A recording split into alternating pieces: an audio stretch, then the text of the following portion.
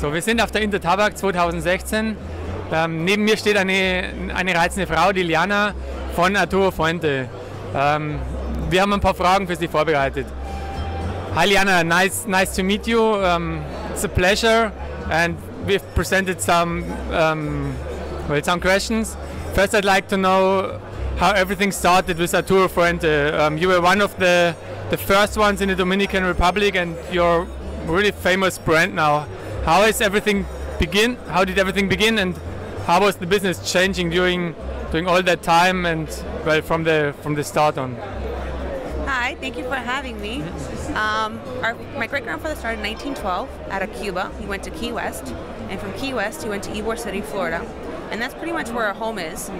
In 1980, before 1980, we were in Nicaragua.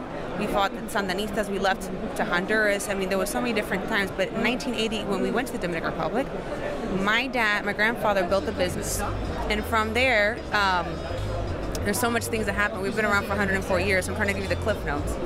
So with that being said, we made cigars, and my dad said, you know, someone came to my father and he goes, Carlito, you assemble cigars, you don't make cigars. And then my dad took that very personal. So that's the birth of Opus X. He just started playing with the blends and planting seeds, and then from there, the Opus X became to existence. When they told him it's impossible, so many people before him in the Dominican Republic tried and they failed. My father, which I'm very proud to say, was the first to make it, and has been his heart and soul. And my grandfather with the 858 blend is one of our signatures, and Don Carlos, my grandfather, with his blend. And hopefully one day I'll have my own blend, that way I can continue the legacy of my family. But it's been an honor. The industry has changed a lot. I think you see more women smoking, you see more young people smoking, and it's not just so much about cigars, it's about the people. And you look around, this is probably the best industry in the world, so I couldn't imagine being anywhere else. So where did it then start? You've said something about Nicaragua, and I didn't get it completely. Well, where did it start? In which country? And then later you moved to the Dominican Republic? Yes, in 1980 we moved to the Dominican Republic because my grandfather came from Cuba, so he migrated. So actually he started making cigars in Ybor City. From Ybor City, he grew the company, and we had to, obviously your family grows. When the embargo came, we had to find new places to make cigars because we weren't able to get Cuban seed tobacco because we always use Cuban tobacco.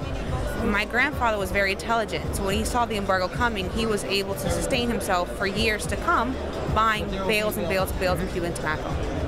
With that, the end of that come, we ended up having to go to Nicaragua and Honduras, and of course, turmoil happens.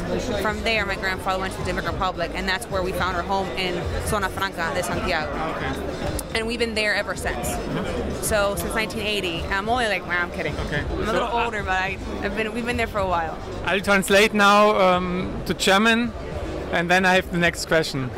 Also, die Fuentes sind schon wahnsinnig lange im Zigarrenbusiness, kommen ursprünglich auch aus Kuba, haben dann Kuba aber verlassen, waren in Mittelamerika auch, haben dort weitergemacht mit dem Zigarrengeschäft, haben eigene Tabake gepflanzt, natürlich auch das kubanische Wissen mitgebracht, mit kubanischem Saatgut gearbeitet, und 1980 ging es dann schließlich in die Dominikanische Republik, wo man beispielsweise den ersten dominikanischen Puro, die Opus X, Fuente Opus X, auf den Markt gebracht hat, und seitdem viele neue Serien, sehr, sehr feine Sachen auch zum Teil, viele Serien, die sich sehr stark geschmacklich unterscheiden.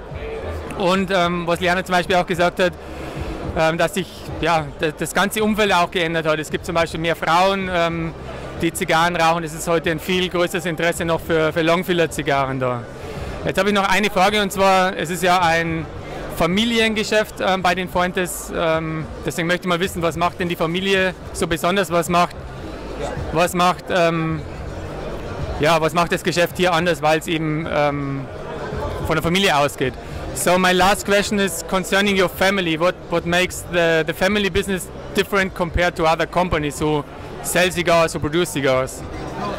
Well, you gotta have passion. If it wasn't for the family, we kind of help each other all through it. It's very different working with a family company, but it's the best thing. This industry, if you look around, has its only family. So it's actually interesting because you learn. I had the honor to learn from my grandfather and my father. So there's always different ways to do it. You always kind of grow together as a family, and it kind of makes it better, I think. What's interesting enough is my aunt, which is my dad's sister, Cynthia Fuente, she kind of helped me pave the way as a woman. But it's very interesting because as time changes, my grandfather said behind every man there's always a strong woman, and hopefully I can do the same thing. Wow, thanks. That's impressive. Thank you very much. I have to translate again, but thanks already, Jana. Okay, noch ein paar Sätze zur Familie eben.